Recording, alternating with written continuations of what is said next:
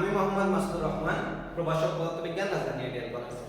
আজকে আমি তোমাদের আরো একটা ক্লাস নিয়ে হাজির হয়েছি পদার্থবিজ্ঞান প্রথম পত্র দশম চ্যাপ্টারের উপর। নিশ্চয়ই তোমাদের মনে আছে গত ক্লাসে একটা সৃজনশীল প্রশ্নের উত্তর করেছিলাম, সেটা ছিল বৃষ্টিপাত সম্পর্কিত, মূলত অনেকটা শিশিরাঙ্কের অঙ্ক এটা। আজকে আমি তোমাদের যে অঙ্কটা করাবো বা যে গাণিতিক সমস্যাটা সমাধান করাবো সেটা একটু মিক্সড টাইপের। এখানে হ্রদের অঙ্কগুলো যেমন থাকবে তেমন থাকবে আমাদের আপেক্ষিক আর্দ্রতার যে অঙ্ক আছে এগুলো। প্রশ্নটা হচ্ছে, আমি এখানে উঠিয়ে এনেছি কে একটা স্থান, এই স্থানের একটা হ্রদ আছে, তাহলে এ স্থানের হ্রদের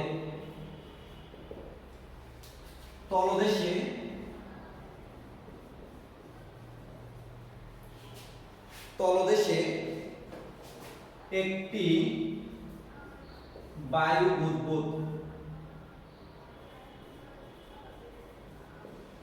সৃষ্টি হলো এবং হ্রদের উপরে উঠে আসায় এর ব্যাসার্ধ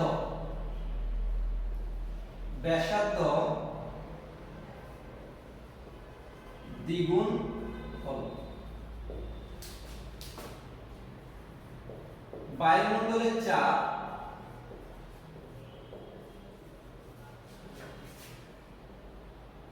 ten to the power 5 pascal ও আর দেয়া আছে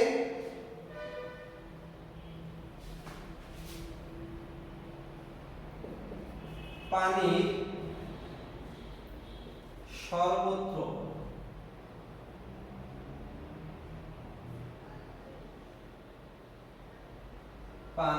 সর্বত্র তাপমাত্রা একই। বায়ুমণ্ডলের তাপমাত্রা ও আপেক্ষিক আর্দ্রতা যথাক্রমে 19.6 ডিগ্রি সেলসিয়াস ও 52.4%। এই হচ্ছে আমার এ একটা স্থানের বিভিন্ন তথ্য। এখন স্থান আরো একটা আছে, সেটা হচ্ছে এ স্থানের সমান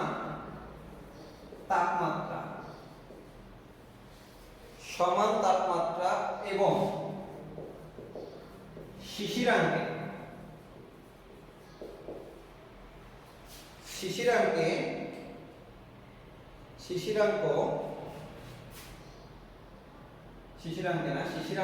7.4 ডিগ্রি সেলসিয়াস বিশিষ্ট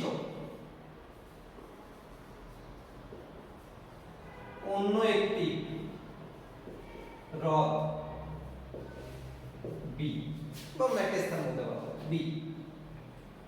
এখন বিভিন্ন তাপমাত্রায় সম্পৃক্ত বাষ্প চাপ আমাদের দেওয়া আছে, সেটা হচ্ছে 7 ডিগ্রি, 8 ডিগ্রি, 18 ডিগ্রি এবং 19 ডিগ্রি। 7 ডিগ্রি, 8 ডিগ্রি, 18 ডিগ্রি ও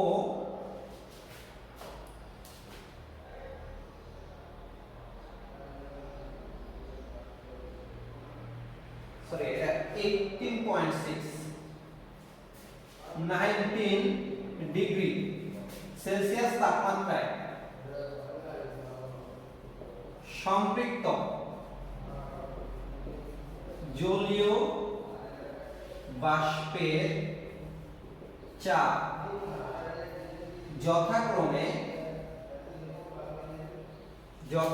কত 7.5 into 10 to the power minus 3, 15.2 into 10 to the power minus 3, 15.6 into 10 to the power minus 3 ও 16.5 into 10 to the power minus 3 metre h g p. এখন কিন্তু মিলিমিটার না, মিটার এইচজিপি এত metre Pulsar. তাহলে এই মোটামুটি আমাদের তথ্য। এখন আমাদের প্রথম প্রশ্ন হচ্ছে এ স্থানে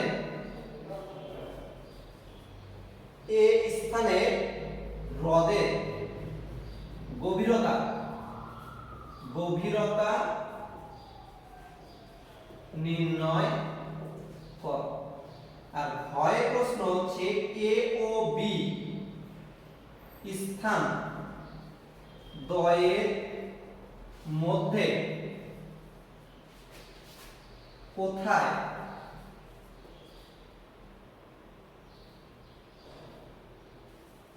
অপেক্ষাকৃত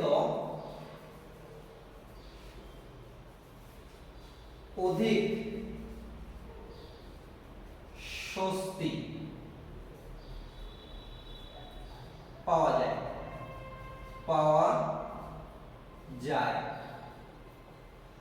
বিশ্লেষণ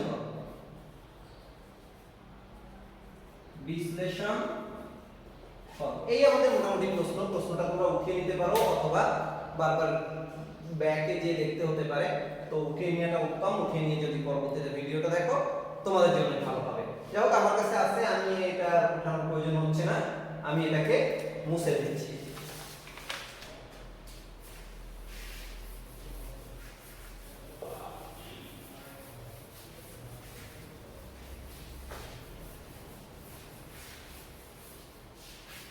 ওকে, প্রথম কাজ হচ্ছে গভীরতা নির্ণয় করতে হবে। কার? হ্রদের গভীরতা। এই স্থানে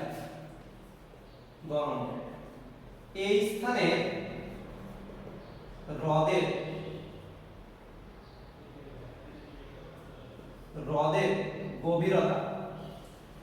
গভীরতা আমরা ধরে নিলাম এইচ।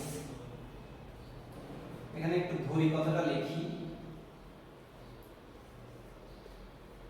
ও বায়ুমণ্ডলের চাপ পি সমান 10 to the power 5 Pascal.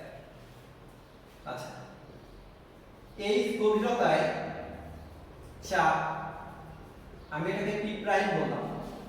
P প্রাইমের মান হবে এইচ রো জি। তরলের গভীরে চাপ এইচ রো জি, যেখানে রো হচ্ছে তরলের ঘনত্ব আর জি হচ্ছে অভিকর্ষ ত্বরণ। তো এইচ তো এইচ সি, এটা আমার জানা নেই, এটাই নির্ণয় করতে হবে। ইনটু রো কিন্তু 1000, কারণ পানি ইনটু 9.8, এটা যদি করি 9800 এইচ প্যাসকেল। এটাই হচ্ছে আমার চাপ। কোথায়? এইচ গভীরতায় চাপ। ওকে, তরলের গভীরে বা তলদেশে কতটা উল্লেখ করি বেটার হবে। গভীরে তো বিভিন্ন গভীরতায় হতে পারে। তলদেশে চাপ অবশ্যই P1 সমান হবে বায়ুর চাপ প্লাস তরলের চাপ, এই দুটো সমষ্টি, অর্থাৎ 10 to the power 5 plus 9800 h pascal. আশা করি ব্যাপারটা নিয়ে তোমাদের কোনো আপত্তি নেই। আচ্ছা, ব্যাসার্ধ R1 হলে আয়তন V1 সমান 4/3 পাই R1 কিউব। এটা নিয়ে তোমাদের আপত্তি নেই। এখন প্রশ্ন করতে পারো স্যার ব্যাসার্ধ নিয়ে কেন করলাম, আমরা তো ধরতে পারতাম সরাসরি আয়তন V1। এখন সমস্যা হচ্ছে, আমরা এই শুরুতে যখন আমি এই চ্যাপ্টারের অঙ্কগুলো করিয়েছিলাম তখন তোমাদের করিয়েছিলাম আয়তন দ্বিগুণ হলে আয়তন চারগুণ হলে এরকম, কিন্তু কোথাও আমি ব্যাসার্ধ দ্বিগুণ হলে এরকম অঙ্ক করাই নি। তো ব্যাসার্ধের সাথে আয়তনের একটা সম্পর্ক আছে, সেই সম্পর্ক অনুসারে আমরা আয়তন কত গুণ এটা হিসাব করতে হবে, কারণ ব্যাসার্ধ দিয়ে কিন্তু আমার কোনো সূত্র নেই। আমার সূত্র আছে যদি সর্বোচ্চ তাপমাত্রা একই হয় P1 V1 সমান সমান P2 V2, অর্থাৎ আমাদের আয়তন সম্পর্কে জানতে হবে। এই জন্য আমরা ধরে নিলাম ব্যাসার্ধ R1 তরলের গভীরে, তখন আয়তন V1 সমান সমান কত। এইবার আসবো তরলের উপরিপৃষ্ঠে, উপরিপৃষ্ঠে প্রথমে চাপ কত হবে, চাপ P2 সমান সমান, শুধুমাত্র কিন্তু এখানে বাইরের চাপ কাজ করে, অর্থাৎ P সমান সমান 10 টু দি পাওয়ার 5 প্যাসকেল। কিন্তু এখন ব্যাসার্ধ R2 কিন্তু 2R1 এর সমান, অর্থাৎ হ্রদের তলদেশে যে পরিমাণ বা তরলের তলদেশে যে পরিমাণ ব্যাসার্ধ ছিল, এখন কিন্তু ব্যাসার্ধটা দ্বিগুণ হলে আয়তন V2 সমান সমান 4/3 পাই R2 কিউব। আমি একটু উপর থেকে তথ্যগুলো মুছে দিচ্ছি, মুছে আমি এটা লিখব এখানে, সমান সমান 4/3 পাই 2R1 তার কিউব। 2 কে কিউব করলে 8 হয়, 4/3 আগে থেকেই আছে, পাই আগে থেকেই আছে, আর এটা হয়ে গেল R1 তার কিউব, যেটা কিনা V1। তাহলে আমি কি করেছি, এই 2 কে কিউব করলে যে 8 হয় ওটাকে আলাদা করে আগে লিখে রেখেছি, লিখে 4/3 এর পাই ছিল আছে, আর এই R1 কিউবটাকে এর সাথে লিখেছি। কেন? উদ্দেশ্য হচ্ছে V1 এর সাথে আমার V2 কে তুলনা করা। সুতরাং V2 সমান সমান 8 V1। তাহলে আমরা জেনে গেলাম যে ব্যাসার্ধ যদি আমরা দ্বিগুণ করি আয়তন হয়ে যায় কত, 8 গুণ। এখন আমাদের এই যে আয়তন 8 গুণ হয়েছে, এটা নিয়েই কাজ করতে হবে। তো এখানে P1 জানলে, P2 জানলে, V1 জানলে আর V2 জানলে আমাদের কাজটা হয়ে যাবে। একটু মুছে দিচ্ছি। আমরা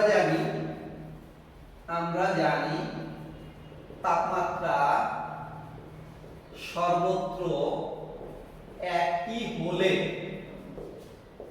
P1 V1 সমান সমান P2 V2। দেখো সব মান আমাদের জানা আছে।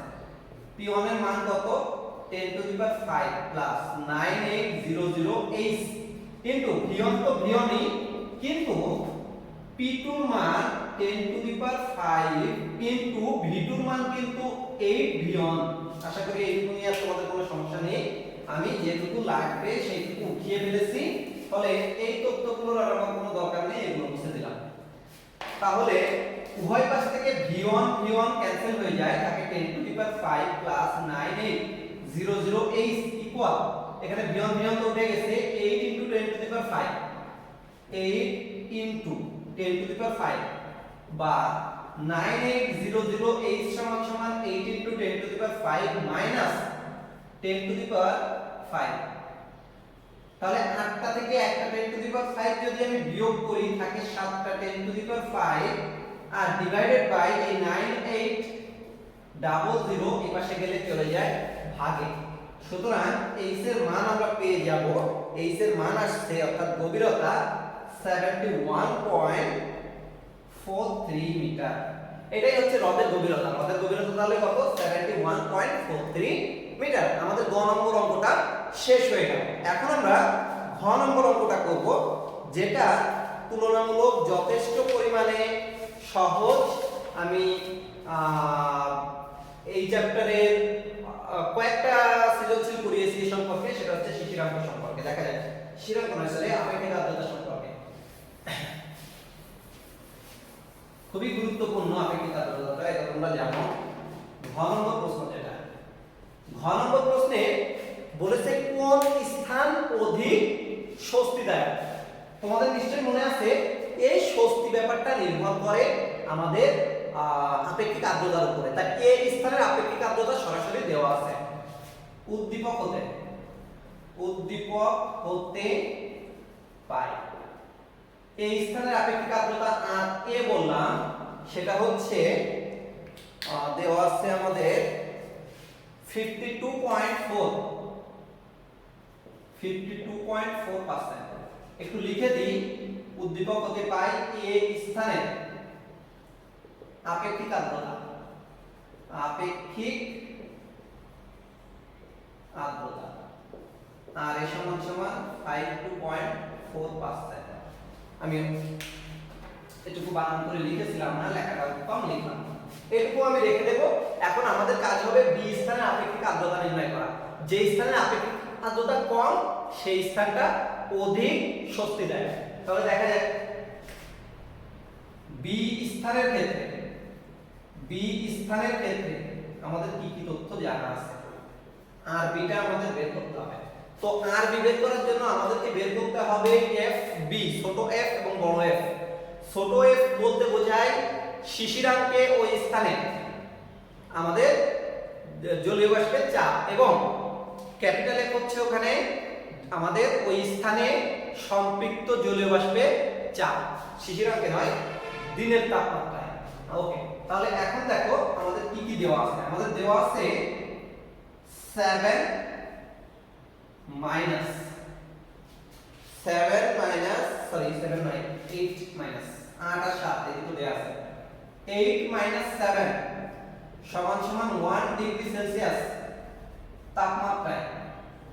তাপমাত্রা পরিবর্তনে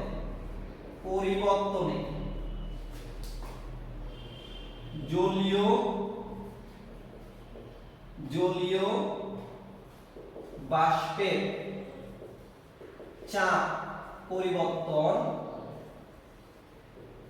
সমান সমান কতটুকু পরিবর্তন হয়। নিশ্চয়ই তোমাদের উদ্দীপকটা মনে আছে, আমি একটু বলছি 7 ডিগ্রি সেলসিয়াস। এই উদ্দীপকের এই তথ্যটা এখানে লিখে নিলে আমাদের ভালো হয়। আমি দ্রুত শেষ করার জন্য লিখছি না, তোমরা চেষ্টা করবে বি স্থানে আর বি নির্ণয় করতে হবে, তারপরে ওই তথ্যগুলো একটু লিখে নিতে। 7 ডিগ্রি সেলসিয়াস তাপমাত্রায় চাপ, 8 ডিগ্রি সেলসিয়াস তাপমাত্রায় চাপ, 18 ডিগ্রি সেলসিয়াস তাপমাত্রায় চাপ, 19 ডিগ্রি সেলসিয়াস তাপমাত্রায় চাপ, এই তথ্যটুকু এইখানে লিখে নিতে চেষ্টা করবে। ওকে, তাহলে এখানে চাপ কত কত দেয়া আছে, আমার এখানে দেয়া আছে দেখো 7 এবং 8। 7 এ আছে 7.5 into 10 to the power minus 3, আর 8 এ আছে 8.2 into 10 to the power minus 3 Pascal. তো আমরা বলতেই পারি যেহেতু উভয়ের সাথে into 10 to the power 3 আছে, ডাইনে লিখলে হয়তো বা মুছে যাবে, অর্থাৎ আমার এই কেটে যাবে আর কি, আসবে না। আমি চাপ পরিবর্তন দিয়ে এখানে লিখি 8.2 into 10 to the power minus 3 minus 7.5 into 10 to the power minus 3 সমান সমান আমাদের আসে 7 into 10 to the power minus 4, 7 into 10 to the power minus 4 metre h g p. এখানে কিন্তু এটা দেয়া আছে, নিশ্চয়ই জানো তোমরা। এখন সুতরাং 0.4 ডিগ্রি সেলসিয়াস তাপমাত্রা পরিবর্তনের জন্য জলীয় বাষ্পের চাপের পরিবর্তন সমান সমান 7 into 10 to the power minus 4 into 0.4 সমান সমান এটা আসবে 2.8 into 10 to the power minus 4 metre h g p. তাহলে আসলো 0.4 ডিগ্রি সেলসিয়াস তাপমাত্রায় কত মিটার এইচজিপি চাপের পরিবর্তন হয় জলীয় বাষ্পের চাপে। সুতরাং 7.4 ডিগ্রি সেলসিয়াস তাপমাত্রায় জলীয় বাষ্পের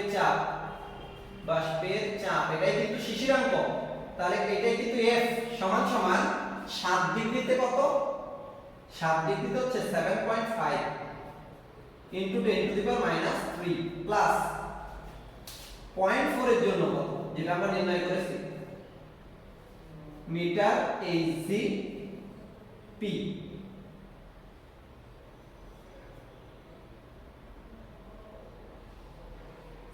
এটাই হচ্ছে আমাদের F, যাকে আমরা B বিন্দুতে বলে FB বলছি। তার মান কত হবে, এটা যদি আমরা হিসাব করি তাহলে রেজাল্টটা আসে 7.78 into 10 to the power minus 3 metre h g p. এই তথ্যটা আমাদের খুবই গুরুত্বপূর্ণ, এই তথ্যটা এখানে থাক, আমরা উপর থেকে মুছে নিচ্ছি। আচ্ছা, আমি এইখান থেকে আবার চেঞ্জ করছি, ইচ্ছা করে লিখবো না বেশি, এই কারণে। এখন আমাদের বের করতে হবে 18.6 ডিগ্রি সেলসিয়াস তাপমাত্রায় যে সম্পৃক্ত জলীয় বাষ্পের চাপ, তার জন্য আমি 19 মাইনাস 18 1 ডিগ্রি সেলসিয়াস তাপমাত্রা পরিবর্তনের জন্য জলীয় বাষ্পের চাপের পরিবর্তনটা দেখছি। জলীয় বাষ্পের চাপ ছিল কত কত, তোমরা নিশ্চয়ই উদ্দীপকটা লিখে রেখেছো, না লিখে রাখলেও সমস্যা নেই, আমি সেটুকুই করে দেখাচ্ছি। এখানে কত আমি আবার বলে দিচ্ছি তোমাদেরকে। এখানে আছে হচ্ছে 15.6 into 10 to the power 15.6 into 10 to the power 15.6। আচ্ছা আমি পুরোটা আবার লিখি। 19 ডিগ্রির জন্য দেওয়া আছে হচ্ছে 19 ডিগ্রির জন্য যেটা দেওয়া আছে এটা হচ্ছে 16.5 into 10 to the power -3 minus 18 ডিগ্রির জন্য যেটা দেয়া আছে সেটা হচ্ছে 15.6 into 10 to the power -3। ওকে, সমান সমান এখানে যেটা বিয়োগ করলে আসে সেটা হচ্ছে 9 into 10 to the power -4 9 into 10 to the power -4 metre AgP। এই হচ্ছে 1 ডিগ্রি সেলসিয়াস তাপমাত্রায় 18 থেকে 19 এর মধ্যে 1 ডিগ্রি সেলসিয়াস তাপমাত্রা পরিবর্তনের জন্য আমাদের জলীয় বাষ্পের চাপ। এখন আমার লাগবে 0.6 ডিগ্রি সেলসিয়াস তাপমাত্রায় পরিবর্তনের জন্য জলীয় বাষ্পের চাপের পরিবর্তন। 9 into 10 to the power -4 গুণ 0.6, এটা করলে আসে 5.4 into 10 to the power -4 metre Hgp। আমি এই তথ্যটা উপরে লিখে রাখছি, লিখে মুছে দিচ্ছি। Fb এর মান কত এসেছিল আমাদের 7.78 into 10 to the power -3 metre Hgp। আমি নিচ থেকে মুছে দিচ্ছি। তাহলে এটা হওয়ার কারণে আমাদের 18.6 ডিগ্রি সেলসিয়াস তাপমাত্রায় সম্পৃক্ত জলীয় বাষ্পের চাপ কত হয় দেখা যাক। সম্পৃক্ত জলীয় বাষ্পের চাপ হবে FB ক্যাপিটাল F সমান সমান 18 প্লাস 0.6, 18 ডিগ্রিতে হচ্ছে 15.6 into 10 to the power -3 plus 0.6 এর জন্য 5.4 into 10 to the power -4। তাহলে এটা করলে আসে 16.14 into 10 to the power -3 metre Hgp। আশা করি এই ব্যাপারটা নিয়েও তোমাদের কোনো আপত্তির কারণ নেই। আমি এখানে লিখে রাখলাম FB সমান সমান আসছে 16.14 into 10 to the power -3 metre Hgp। এটা এসেছে আমাদের FB এর মান। আমি মুছে দিচ্ছি, আমাদের আসল কাজে আসি। এবার আসল কাজটা হচ্ছে আমাদেরকে FB বের করতে হবে, সরি RB বের করতে হবে। RB সমান সমান আবার RB সমান সমান FB divided by capital FB into 100% সমান সমান 7.78 into 10 to the power -3 divided by 16.14 into 10 to the power -3 into 100%। এটা আমার হিসাব করা আছে হচ্ছে 48.2%। তাহলে এই হচ্ছে আমাদের RB এর মান। দেখো আর এটা ছিল হচ্ছে 52.4%। তাহলে আমি এটা যেহেতু আগে উপরে লেখা আছে এখন আর লিখবা না, যেহেতু RA is greater than RB, বাকিটা আমি মুখে বলছি, যেহেতু RA is greater than RB তাই A স্থানে আপেক্ষিক আর্দ্রতা B স্থানের আপেক্ষিক আর্দ্রতা অপেক্ষা বেশি। এই কারণে A স্থান অপেক্ষা B স্থান অধিক আরামদায়ক বা অধিক স্বস্তিদায়ক। কারণ আমি বলেছিলাম যে আপেক্ষিক আর্দ্রতা যেখানে কম সেই জায়গাটায় আমাদের ঘাম দ্রুত শুকায় তুলনামূলক, ফলে আমাদের দেহের তাপমাত্রা দ্রুত হ্রাস হয় তুলনামূলকভাবে, অর্থাৎ আমাদের দেহ ঘামার পর দ্রুত হ্রাস হয়ে যায়, যদি তাপমাত্রাটা ঠান্ডা হয়ে যায় তাহলে আমরা একটু স্বস্তি অনুভব করব, আরাম অনুভব করব। যেহেতু RA is greater than RB, তাই RB স্থানে আপেক্ষিক আর্দ্রতা কম, এই কারণে আমরা বলতে পারি যে RB স্থানটি ও RB স্থান নয় B স্থানটির আপেক্ষিক আর্দ্রতা কম। অর্থাৎ আমরা বলতে পারি যে B স্থানটি অধিক স্বস্তিদায়ক এই দুটো স্থানের মধ্যে। যাই হোক, আমি এই অঙ্কটা বা গাণিতিক সমস্যাটা সমাধান করে ফেলেছি। আশা করি তোমাদের এই চ্যাপ্টারে আমি যা যা করিয়েছি এর বাইরে আর কিছু লাগবে না, তোমরা বুঝতে পেরেছো। আমরা চেষ্টা করব পরবর্তী দিন থেকে নতুন একটা চ্যাপ্টার শুরু করতে। সেই পর্যন্ত ভালো থাকো, সুস্থ থাকো এবং অবশ্যই অবশ্যই আমার জন্য দোয়া করবে।